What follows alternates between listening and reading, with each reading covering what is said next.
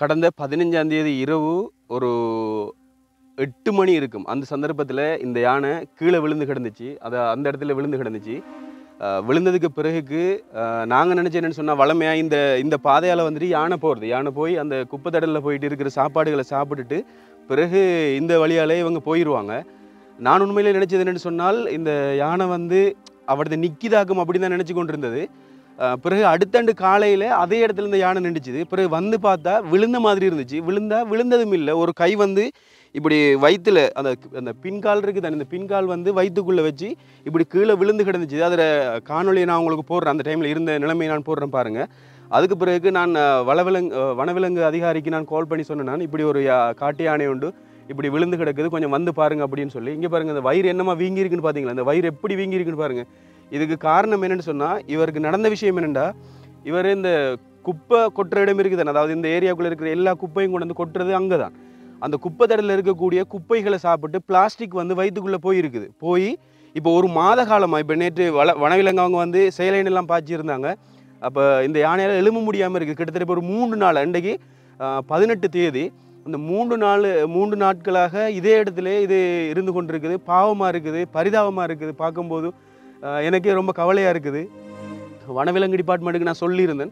சொன்னதுக்கு பிறகு அவங்க வந்து செயலன் எல்லாம் பாய்ச்சி இப்போ கொஞ்சம் உசும்பி இருக்கிறார். கை காலெல்லாம் அசைக்குது. ஆனால் யானை விழுந்துட்டுது. இப்போ இவர் நிலைமை என்ன நிலைமைன்னு தெரியாது. இவர் உயிரை பாதுகாத்து இவர் உயிரோடு ஒரு போனால் ஒரு சந்தோஷம்தான். இது ஒரு பெண் யானை. அப்போ இதில் வயிற்ற பார்த்தீங்க தானே எந்த மாதிரி வீங்கி இருக்குண்டு. நடந்த சம்பவம் என்னென்னு சொன்னால், இவர் வந்து பிளாஸ்டிக் இருக்குது தானே, பிளாஸ்டிக்கை வந்து சாப்பிட்ருக்காரு. பிளாஸ்டிக்கை சாப்பிட்டு அது வயிற்றுக்குள்ளே அந்த பிளாஸ்டிக் வந்து வயிற்றுக்குள்ளே போய் வயிறு வந்து அந்த குடலெல்லாம் வந்துட்டு அழுகி போயிருக்குது.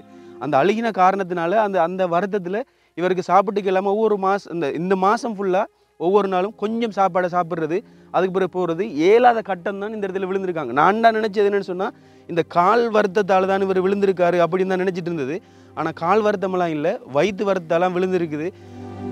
பார்த்தீங்க தானே, ஒரு பெரிய ஒரு உயிர் விழுந்திருக்குது. காப்பாற்றினா ஒரு நல்ல விஷயம், சந்தோஷமாக இருக்கும். மனசுக்கு மிச்சம் கவலையாக இருக்குது.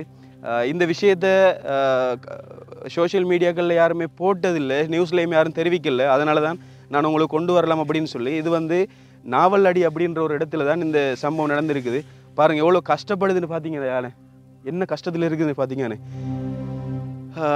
இந்த வயிறெல்லாம் பாருங்கள், இந்த துண்டு வீங்கி போயிருக்குது. அந்த வயிற்றுக்கு உள்ளுக்கு தான் இவருக்கு காயம் இருக்குது. அந்த காயத்தை தாங்கி கொள்ள இயலாமல் இருக்கிற இருப்பிடம் தான் இது. என்ன நிலைமையாகும்னு தெரியாது. உயிரோடு வரணும் அப்படின்னு சொல்லி எல்லாரும் அவங்களோட இறைவனை பிரார்த்தித்துக் கொள்ளுங்க, அவங்களோட கடவுள்களை பிரார்த்தித்துக் கொள்ளுங்கன்னு சொல்லி கேட்டுக்கொண்டு இந்த காணொலியில் நான் நிறைவு செய்கிறேன். அனைவருக்கும் வணக்கம். மற்றொரு காணொலியில் நான் சந்திக்கிறேன்.